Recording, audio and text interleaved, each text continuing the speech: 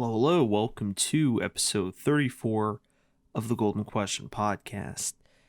In today's episode, we're going to be answering the question, why does privacy only matter when it pertains to private companies? Over the past, I would say, 2 years, the talk of privacy has emerged, and particularly in relation to companies, mostly Google, but some people throw Apple into the mix and Facebook. But it's revolving around private companies. Now, the talk of privacy did come up. I was a little bit younger, but a couple of years ago after 9/11, and with the passage of the Patriot Act, and during that time, and especially looking back at it now, obviously, I wasn't looking at it at the time, but I'm watching a lot of videos now, reading a lot of stuff. A lot of books were written on it, and the talk of privacy back then was about it was aimed at the government. With the, as I said, with the passage of the Patriot Act, all these new programs, the TSA, the NSA, the CIA, and the regulations and the certain restrictions that they imposed, as well as the programs that they created to, pretty much simply put, to spy on us. The topic sort of dissolved a little bit. Obviously, some of the stuff from the Patriot Act expired. Right, the Patriot Act did have some provisions in there that were set to expire in 2005. I believe some of them got renewed, but today we still have the CIA. We still have not the CIA. I'm sorry. We still have the TSA. So there's still a lot of stuff that obviously didn't go away, and it goes back to the idea where you give government power, and once you give it power, it's very hard to take it away. And the only thing really that you could do is just hope that they don't ask for more power. But what I find interesting now is the shift has moved away from the government, and the conversations back then were really interesting, and really you could learn a lot. People cited the Constitution. They try to understand what was the spirit of the Constitution, the spirit of certain amendments, and especially the Fourth Amendment was brought into attention a lot. But the conversation today, in the past couple of years, has shifted to companies, and it's really embarrassing. And I mean, if you compare the two, it's night and day what we're talking about now when it pertains to privacy and what we were talking about it before. And I think that the talk before was much more serious and much more intellectual than it is now. And I think a lot of people, when they saw the hearings, when they saw Mark Zuckerberg and the CEO of who was it? The CEO of Google going up and testifying. It was, everybody laughed at the Congress members, like, what kind of questions are they asking? Do they not know how technology works?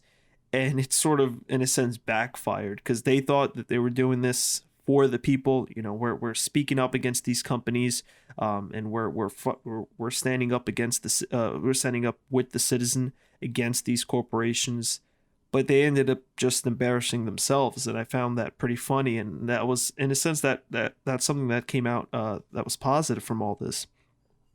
But the talk, I think, is, and maybe some people's stance on this issue changed, because in the beginning everybody was on board. Yes, these corporations shouldn't be taking our data and selling it, and a lot of the stuff surfaced from Google where they would take your data and track it. I mean, people were even noticing it where they would speak about something or look at something, and then once they go to another app, they see that the stuff that they were talking about previously, or the thing that they saw previously, now magically emerged, and they thought that it must be something. There must be something that tracks your data, tracks what you say, tracks what you look at, and transfers it. And they didn't ask me whether or not they have permission to do this. They've just taken what I've said. Now, from the beginning, everybody was on board that this was a bad thing, except me. Whenever a company does something that I don't like, I'm not the person who instantly looks towards the government for a solution, who instantly looks at government and says, all right, what can you do to prevent this? If there's something that I don't like, I simply I can voice my opinion on it, which will hopefully bring attention to it, and maybe the company can do something about it and change it. Right? After all, they they're the best interest is in their customers. That's what provides them the business, and if I bring enough attention to it, I can make people share in my concern. And so, if they lose me as a customer, that's not really going to impact them. But if they lose a certain percentage, a certain portion of their customers, then it'll, hopefully make a significant impact. But that's the idea, right? You make the change from the ground up, and you directly influence the company. You don't. I don't instantly go to government and institute that change. And sometimes it's unnecessary, because even in order to go to government and make a change, you still need to rile up a certain amount of people, and by then the company might have already made a change.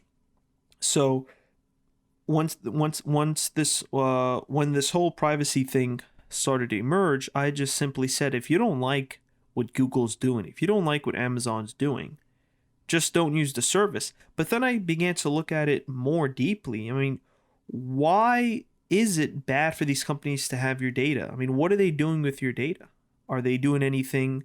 Are they doing anything that will harm you? I mean, that's, first of all, that is the most important thing. Are you being harmed?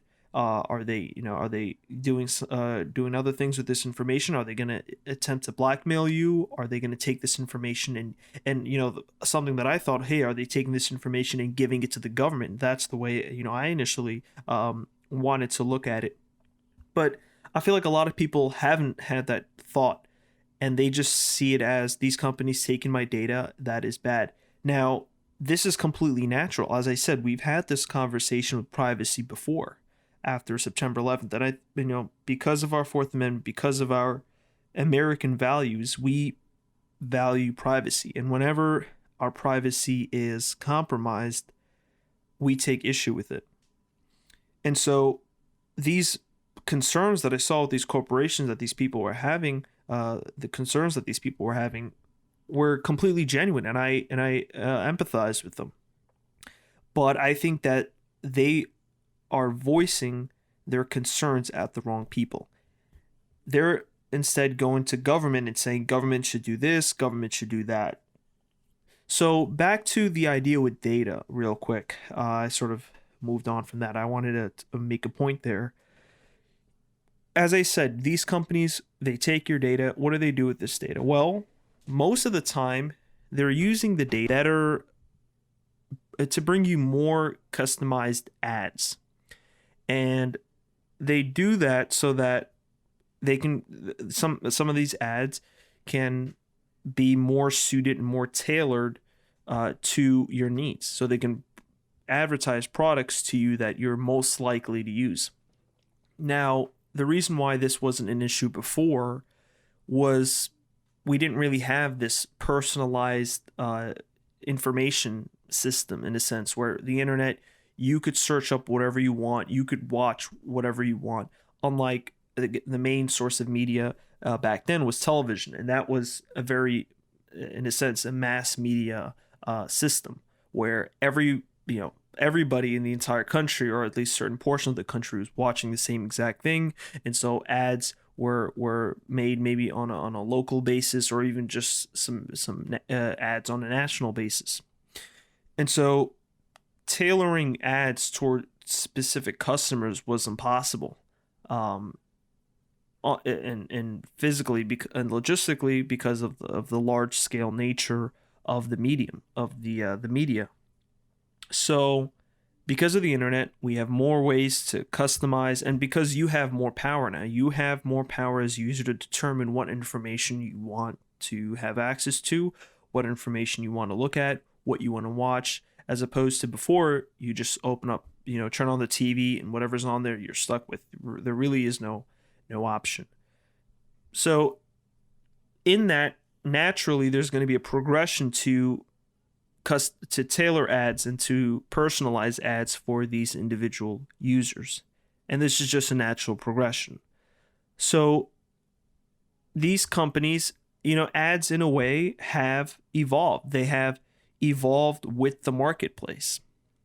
So before ads were seen, ads now are farly more superior than ads of the past, right? Ads in the past, you would just sit in a TV and you would see an ad about a drug that you probably aren't never going to take in your life, and yet you have to sit there and watch an ad that is somewhat like it's talking to you and it's saying that you're the customer, but you know that they're talking about someone else, and you're asking yourself, why do I have to sit through this? And obviously, it doesn't have to do with drugs. It could be with anything, any product that you won't buy, that that you're not the personalized customer to. And this is also just an innovation of the marketing industry. How advertising products, it's all about finding your target audience. It's always been about finding your target audience, and with the advent of technology and computers and the internet, advertisers can do so, can find their target audience and identify them more efficiently and more accurately. So this is all a progression, and when I see these people who complain about this, it's sort of like wanting to go back to the old days where you have ads. It's like you're sitting there watching TV and you have ads that are completely random, that are so broad that they're not identifying their target audience. And again, from an advertiser's point of view, it's like they want to reverse everything that the marketing industry has researched and has come up to now, which is target audience. That's the number one thing. Where can we find our target audience? What's the most efficient way to get the target audience, and how do we portray that information to them? So my point is, the natural progression is to be where we are now, is to have customized ads that are tailored to us, and ultimately it's better for the consumer as well, because now he has access to certain products that he might not otherwise have looked for himself, but now he has access to, instead of going to the store and browsing along and doing the effort of finding things that he might need. Those products come to him kind of like a slideshow. They just come to him. Hey, you want to buy me? It's like the product is now advertising itself, and the product identifies him first before he identifies the product. And so again, my point is, this is a natural progression, and it's a positive progression. It's making advertising easier. It's making buying products easier. So this whole customized ad thing, in order for it to work, you have to collect some of the data. And this is where the issue is, or at least this is where people think the issue is, right? We Americans have this natural tendency to value their privacy, and whenever they see their privacy compromised, they want to protect it as much as possible. I think what these companies should do is they should rest assured their customers that the data is being collected for their benefit. It's for their interest. Yes, it's for the interest of the company, because the company could sell more products, but it's a win-win situation, because these customers now are going to get products that are more tailored to them. And I think this is something that everybody wants. Now, you can argue we should be given the option, but I don't think that's the debate that's occurring right now. I think the debate is they should not have our data at all. And this is what certain congressmen are saying. But I think what Apple has done is actually really nice, is now they actually have pop-ups. Would you allow this company to track your data to give you a better tailored ads? And I think that's a great way to do it. And again, some of this stuff just wasn't possible. Maybe there's certain restrictions that technological limitations that probably didn't make this option possible, to allow and to block certain things. There's certain, I'm pretty sure software engineer will argue that now we have the technology to better provide these certain options to customers about ads, and allowing them to have some sort of interface to look at, to see what companies they blocked, what apps they've allowed, this and that, which probably wasn't possible before. But this is all, again, this for the third time, this is all part of the natural progression of advertising. And I find it ironic, right, that people are up in arms about this, because it's really, again, it's really not the corporation or the company that you should be scared of. And I made this point numerous times in my previous podcast. It's the government who you have to fear with your information. What are the what can companies do? Right? The famous example with Coca-Cola, right? What could Coca-Cola do? All they're trying to do is sell you a Coke. That is it. That's really the supposed power that Coca-Cola has, is they want you to buy their Cokes. That's it. They can't come into your house and put a gun to your head and say, you must buy my Coke. And of course, they have to find you, and you can connect that back to the data. But that's the best they could do, is to sell you their Coke. Ultimately, it's up to you to decide whether or not you want to buy that Coke. It's the government that has coercive power. And that's really the most dangerous form of power, is coercive power. Because power, again, we can get into, this is political science 101, right? This is what I was taught in political science 101. And it's all about the structure of power and how you distribute power. But ultimately, the most important form of power, and power in its most truest sense, is coercive power. The ability to force someone to do something. Because without your ability to force someone to do something, you have no power, essentially. I mean, you may have some other types of power, but I will argue, and many do argue, that coercive power is the most important power, and it's the power that that people should focus on. So governments are the entities that have true power. And you see people say it a lot, this corporation has too much power, this and that. No. All a corporation could do is sell you a product. That is it. That is all they could do. They don't want you to they don't want to appear as if they are forcing you to buy their product, because obviously, that would make them look bad. But it's all the beauty of capitalism, the beauty of markets, is that it is all voluntary. It's all without power, without force, without coercive force.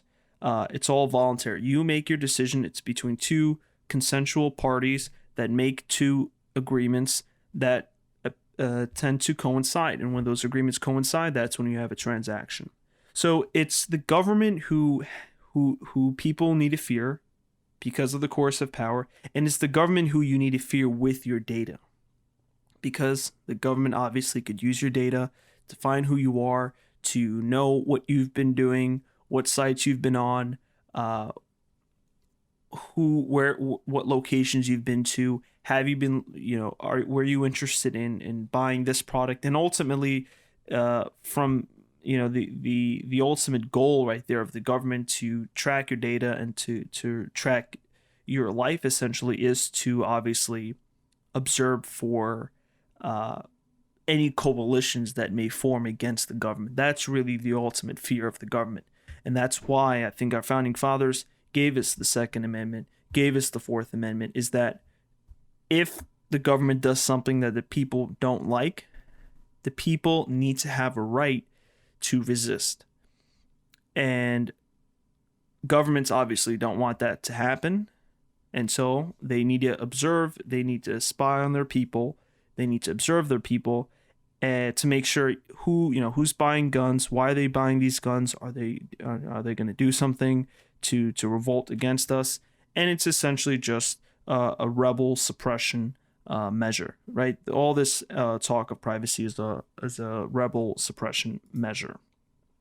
Now, we've talked about the Patriot Act, how, right, it's a big, especially with all the money laundering measures in the Patriot Act, where the government says it's doing this for money laundering measures, but essentially what they're doing is they're tracing where every dollar is, what's in your bank account, where is that money going, right? I can't go to the bank right now and take out $10,000.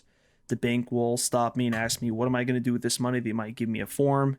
And this is not something that the bank wants to do. This is something that the bank is obligated to do because of laws and regulations from the federal government. And most of these laws came from the Patriot Act.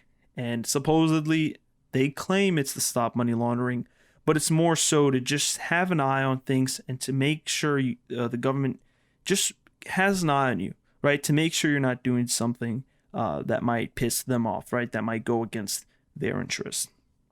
And another aspect to this that a lot of people tend to forget, and it has a lot to do with the Federal Reserve and the money printing and all those other things, is the income tax. Now, I firmly believe that taxation is no longer a way, no longer a viable way for the government to fund its expenditures. I don't think the government anymore sees taxation as a serious way, right? It's taxation is just there to the side, and I'm going to argue, and many others have argued this, is that taxation, especially the federal income tax, which is probably the taxation that I should be talking about. Yeah, the federal income tax is there, in my opinion, not simply to, but it is a big reason, and that is to track where you spend your money and where your income is coming from. How are you making a living? Why are you living? And really, if you take a federal income tax course, they teach you the main goal of taxation is is so that the government could generate revenue from anything that makes you wealthier. So if you get wealthier, the government needs to know how and why you got wealthier. And with the income tax, they're able to observe where you got that money, whether or not are you filing a W-2, or are you working? Did you make money from investments? Did you make money from gold? Did your friend give you your money? Right? There's all these different forms that track down and put a name on every single dollar. And in my own class, I remember the professor said, he straight out admitted, he said that the federal income tax does a great job at preventing money laundering and preventing theft, because ultimately it helps you find criminals. And again, that may sound like it's a positive, but it can't be used for the negative. It can't be used for the bad, or for evil, because the government could see this person, as I'm going to go back to the example of someone who wants to stage a coup or stage a revolt against the government. They could start acquiring funds from different organizations, or from different people, and now all of a sudden the government has access to where they're getting that money from, and they could say, oh, this person, we need to keep an eye on him, and they could ultimately suppress that rebellion. So for me, especially with the money printing from the Federal Reserve, and a large portion of the federal government going into debt and not generating enough revenue from taxation, the federal income tax is really there just to prevent money laundering and to prevent criminals from moving money and sending money around. And that says a lot. That is actually a scary thought, because now you can ask yourself the question, was that the intention since the beginning, right? Was the federal income tax created with that in mind, rather than what we were told, and that was so that the government could generate revenue? Because now we're realizing, hey, the government has its own bank that could print its own money, and so we don't need to tax our own citizens, which then begs the question, why have a federal income tax? Well, it's because it's there now currently to just make sure that you're not hiding any money away from the government. The government needs to have an eye on everything. Now, I'm not saying that the income tax is something that we should get rid of. I'm not making the argument that we should get rid of the income tax because the government is not funding its expenditures via the income tax. It's using the Federal Reserve. My argument is the income tax has been used, and I think we should get rid of the federal income tax. I think the income tax should be left up to the states. But my argument is the government it can't print money. Point blank, simply, it can't print its money, and so it needs to fund its expenditures through taxation. But if it were to do that, that would be a very hefty tax bill, and so the government is then forced to reduce size. So we kind of transitioned away from privacy. But what I wanted to argue is that the income tax is a lot of people don't look at it in that lens of invading someone's privacy, because when you're filling out your 1099 and you're filling out answering all these questions, where do you get this money? How many dependents are living with you, right? You're telling the government how many people are inside your house. How many people are you supporting? Where are you getting these funds from? Did you sell gold? Did you sell stocks? Did you sell bonds? And there's all these different ways that the government wants to know, or all these different means of the government finding out where you're getting your money from. Isn't that an issue with privacy? Right? A lot of people don't raise this question. So people, right? The Patriot Act, that's obvious that that one compromises someone's privacy, but you can throw in the income tax. The income tax compromises someone's privacy. So, and now the argument that people bring with privacy when it pertains to government is, what about data breaches? What about these companies who hold your data, and then another company hacks into them, or it could just be a group of lone hackers. These hackers hack into that company and take their data. Isn't that an issue? Shouldn't that be something we should be scared of? And again, that is an issue with the company. If the company has a data breach, right? I used to use NordVPN, and NordVPN did have a data breach, and so I stopped using NordVPN. And now NordVPN takes a significant hit, and they now have to pay the price for not keeping their security up to par. So that is just an issue with the company. This is something that is restricted to the company. This is not something that the government, and I make this argument always, this is not something that the government should come in and step in and attempt to fix.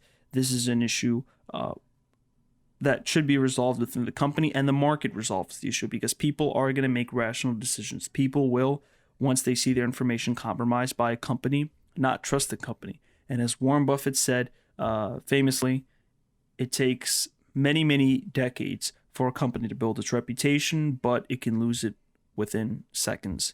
And that should be the model that we should tell companies, because a lot of companies now, they see, oh, we have all these rules and regulations that we need to follow, so let's just follow those.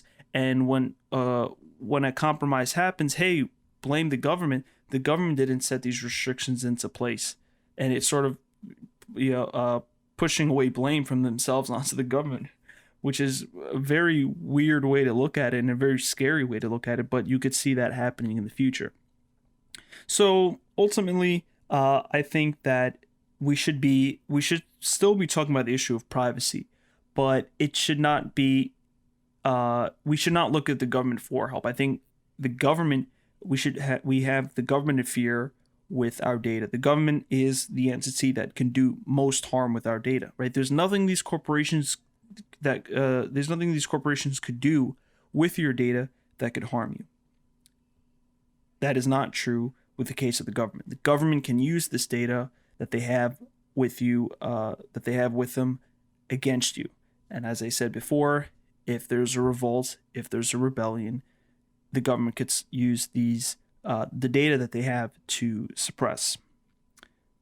That is all I have for you today. I hope you guys enjoyed, and we should be getting back into our normal schedule. So, as always, stay safe.